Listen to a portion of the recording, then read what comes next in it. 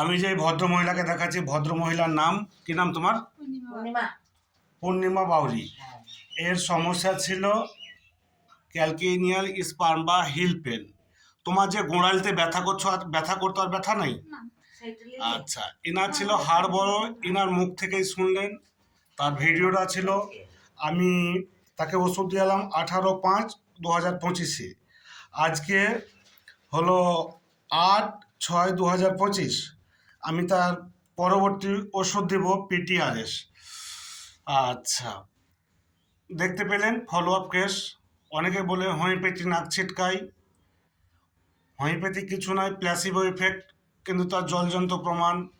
আমার গুরুদেবের কাছ থেকে শিক্ষা যে হোমিওপ্যাথি এমন একটা মেডিসিন, তবে রোগীর চিকিৎসা করতে হবে, রোগের নয়। আমি যদি গোড়ালি নিয়েই পড়ে থাকতাম তো ওই পায়ের নিচেই থাকতাম এখনো।